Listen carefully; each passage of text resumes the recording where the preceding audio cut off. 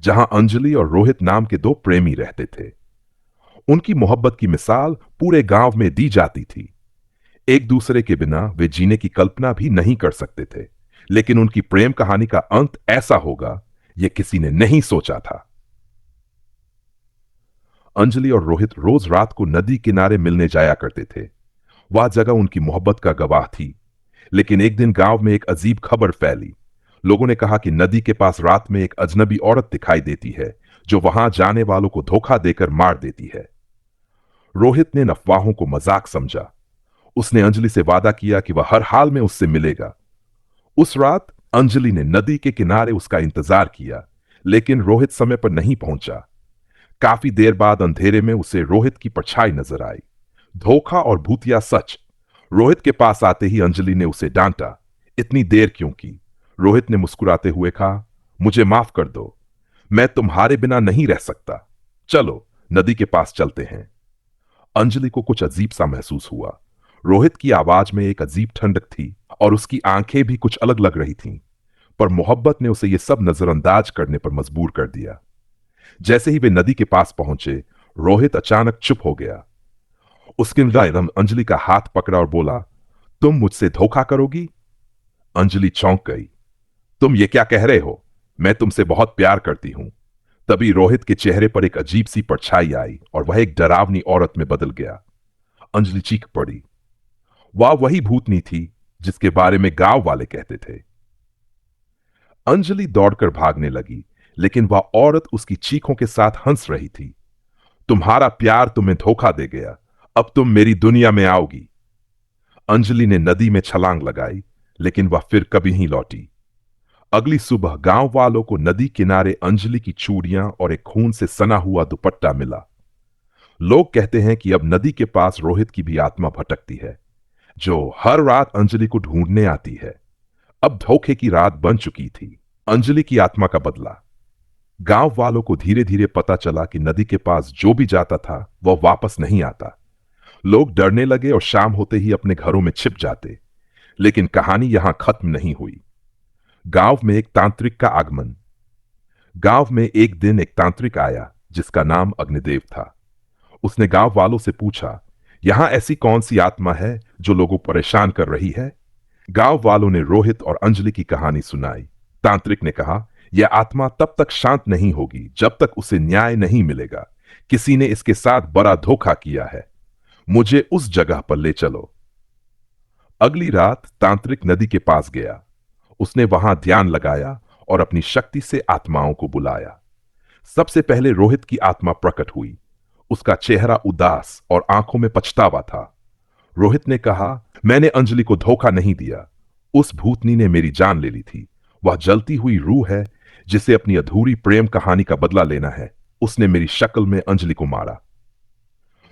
तभी नदी से एक जोरदार हवा चली और भूतनी प्रकट हुई। उसकी आंखें लाल थी और चेहरे पर गुस्से की झलक थी। उसने कहा, मैं भी कभी इंसान थी। मेरे प्रेमी ने मुझे यहां बुलाकर धोखा दिया और मुझे इस नदी में डूबा दिया। तब से मैं हर उस प्रेमी जोड़े को यहां मारती हूं ताकि वे भी वही दर्द महसूस करें जो मैंने किया। तांत्रिक ने कहा, लेकिन तुम्हारा बदला पूरा नहीं हुआ। तुमने निर्दोष आत्माओं को मारा। अब तुम्हें इस दुनिया से मुक्त होना होगा। भूतनी चिल्लाने लगी, मैं नहीं जाऊंगी, मुझे और बदला लेना है। अंतिम संघर्ष। तांत्रिक ने अपनी शक्ति से मंत्रों का जाप शुरू किया। भूतनी तड़पने लगी। उसने अपनी पूरी ताकत से तांत्रिक पर हमला किया, लेकिन तांत्रिक ने उसे रोक दिया। तभी अंजलि की आत्मा प्रकट हुई। अंजलि ने भूतनी से कहा, तुम्हारा दर्द समझ सकती हूं, लेकिन तुम्हारा तरीका गलत है। मोहब्बत में बदला नहीं, माफी होनी चाहिए। जाओ अपनी शांति पाओ। आत्माओं की मुक्ति। अंजलि की बात सुनकर भूतनी रोने लगी और शांत हो गई। उसने अपनी शक्ति छोड़ दी और नदी में विलीन हो गई। अंजलि और रोहित की आत्मा भी एक दूसरे से मिलकर मुक्त हो गई। उस दिन के बाद नदी के पास कभी किसी आत्मा का साया नहीं देखा गया। गांव वाले कहते हैं कि मोहब्बत की रात ने अपनी खोई हुई शांति वापस पा ली। वहां समुद्र के किनारे एक पुराना लाइट हाउस खड़ा था। उस लाइट हाउस के बारे में गांव वालों का कहना था कि रात के समय वहां से एक औरत के रोने और गाने की आवाज आती है, लेकिन लोग उस ओर जाने की हिम्मत नहीं करते थे। अरुण और नेहा दो कॉलेज के दोस्त लाइफ छुट्टियों में इस गांव में घूमने आए। अरुण ने नेहा से अपने प्यार का इजहार करने की योजना बनाई थी। उसने सोचा कि समंदर के किनारे का खूबसूरत दृश्य इस पल को और खास बना देगा। समंदर किनारे का अजीब मंजर। उस रात अरुण ने नेहा को समुद्र किनारे बुलाया। दोनों लहरों की आवाज सुनते हुए टहल रहे थे। चांदनी रात थी और समंदर का पानी शांत लग रहा था। अरुण ने नेहा से कहा, मैं तुमसे कुछ कहना चाहता हूं। लेकिन इससे पहले कि वो बोल पाता, अचानक समुद्र में से एक गहरी आवाज आई। नेहा ने पूछा, यह कैसी आवाज थी? अरुण ने कहा, शायद लहरों की गड़गड़ाहट, घबराओ मत। लेकिन तभी दूर लाइट हाउस की रोशनी बुझ गई। नेहा ने अरुण का हाथ पकड़ लिया। दोनों ने देखा कि लाइट हाउस के पास एक सफेद साड़ी में एक औरत खड़ी है। उसकी आंखें लाल थीं और वह उन्हें घूर रही थी। नेहा डर के मारे अरुण से लिपट गई। अरुण ने हिम्मत जुटाई और उस औरत से पूछा, तुम कौन हो? यहां क्या कर रही हो? वह औरत मुस्कुराई और बोली, तुम भी यहां अपनी मोहब्बत का इजहार करने आए हो। लेकिन क्या तुम जानते हो, मोहब्बत हमेशा सच्ची नहीं होती। अरुण और नेहा को उसके शब्दों में एक गहरा दर्द महसूस हुआ। औरत ने कहा, मैं भी कभी यहां आई थी अपने प्रेमी के साथ। उसने मुझसे वादा किया था कि वह मुझसे शादी करेगा, लेकिन उसने मुझे धोखा दिया और इसी समुद्र में धक्का देकर मार डाला। तब से मैं यहां हर उस इंसान का इंतजार करती हूं जो मोहब्बत का इजहार करने आता है। नेहा का साहस। नेहा ने हिम्मत दिखाते हुए कहा, मोहब्बत धोखा नहीं होती। तुम्हें इंसानों से बदला लेने की जरूरत नहीं है। तुम्हें शांति पानी चाहिए। औरत जोर से हंसने लगी। शांति? वो तभी मिलेगी जब कोई अपनी सच्ची मोहब्बत साबित करेगा। क्या तुम साबित कर सकते हो कि तुम दोनों का प्यार सच्चा है? मोहब्बत की परीक्षा। औरत ने एक अजीब शर्त रखी। उसने कहा, अगर तुम दोनों सच्चा प्यार करते हो तो एक को दूसरे के लिए इस समंदर में कूदना होगा। अरुण और नेहा ने एक दूसरे की ओर देखा। नेहा ने बिना सोचे समझे कहा, मैं कूदने के लिए तैयार हूं। लेकिन जैसे ही नेहा ने पानी में छलांग लगाई, अरुण ने उसे रोक लिया। नहीं, यह मैं करूंगा। मैं तुम्हें अपने प्यार से साबित करूंगा। अरुण ने पानी में छलांग लगा दी। तभी एक जोरदार लहर उठी और अरुण को किनारे पर वापस फेंक दिया। वह औरत शांत हो गई। उसकी आंखों से आंसू बहने लगे। उसने कहा, तुम्हारा प्यार सच्चा है। अब मुझे मुक्ति मिल गई। अंतिम शांति। उस रात के बाद लाइट हाउस से रोने की आवाजें आनी बंद हो गई। अरुण और नेहा ने उस रात को अपनी मोहब्बत की जीत के तौर पर याद रखा। समंदर के किनारे अब केवल लहरों की आवाज गूंजती है जो उस सच्चे प्यार की कहानी सुनाती है। नेहा की जिंदगी सामान्य हो गई थी। वे उस घटना को याद करते हुए हमेशा एक दूसरे के प्रति और भी गहरा प्रेम महसूस करते। लेकिन कहानी यहां खत्म नहीं हुई थी। कुछ महीनों बाद जब वे फिर से उसी गांव में लौटे तो एक नई अफवाह सुनने को मिली। लोग कहने लगे कि समुद्र की गहराइयों में एक अजीब चमक दिखाई देती है और जो लोग उस चमक को देखने जाते हैं वे गायब हो जाते हैं। अरुण और नेहा इस अफवाह को सुनकर चौंक गए। एक रात जब वे समुद्र किनारे बैठे थे तो उन्होंने हवा में एक धीमी आवाज सुनी। ऐसा लगा जैसे कोई कह रहा हो, मुझे अभी भी मुक्ति नहीं मिली। नेहा ने अरुण की ओर देखा और कहा, यह आवाज वही है। लगता है कुछ अधूरा रह गया है। हमें फिर से समुद्र की ओर जाना होगा। लाइट हाउस की ओर वापसी। दोनों लाइट हाउस के पास गए जहां उन्होंने पहली बार उस आत्मा को देखा था। लेकिन इस बार माहौल और भी डरावना था। लाइट हाउस से हल्की रोशनी निकल रही थी जो सीधे समंदर की गहराइयों की ओर इशारा कर रही थी। तभी नेहा को वह सीप याद आया जिसे उन्होंने समुद्र में फेंका था। उसने कहा, शायद सीप ने अपनी ताकत समुद्र के भीतर छोड़ दी है। हमें गहराई तक जाकर देखना होगा। समंदर के भीतर का सफर। अरुण ने गांव के एक गोताखोर से मदद मांगी।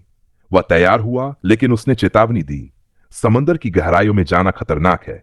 वहां कुछ ऐसा है जिसे इंसान समझ नहीं सकता। अरुण और नेहा ने खतरा उठाने का फैसला किया। गोताखोर के साथ वे गहरे समंदर में उतरे। चमक का राज।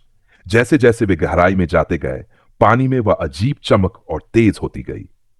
अचानक उन्होंने समंदर के तल पर एक विशाल मूर्ति देखी जो उस औरत के चेहरे जैसी थी। मूर्ति के पास वही सीप पड़ी थी जिसे उन्होंने फेंका था, लेकिन अब वह सीप एक चमकदार मोती में बदल चुकी थी।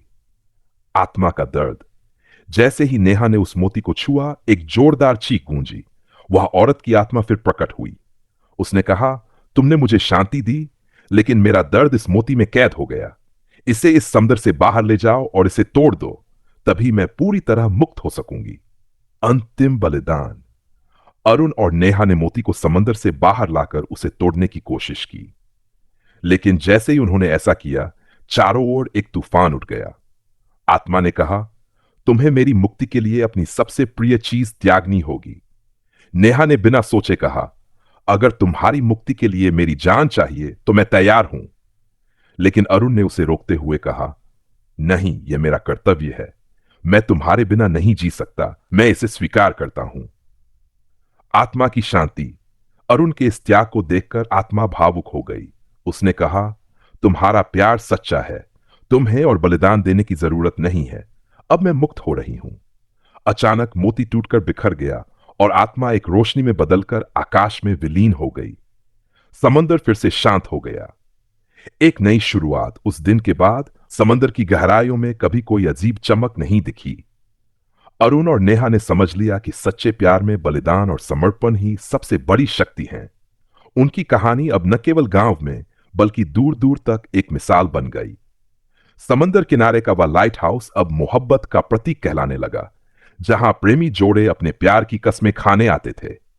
लाइट हाउस से जुड़ी अरुण और नेहा की कहानी खत्म होने के बाद भी वे दोनों उस गांव और समुद्र के रहस्यमय आकर्षण से खुद को अलग नहीं कर पाए।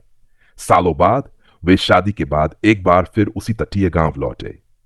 इस बार उनके साथ उनकी छोटी बेटी रिया भी थी। एक नई शुरुआत और पुरानी छाया।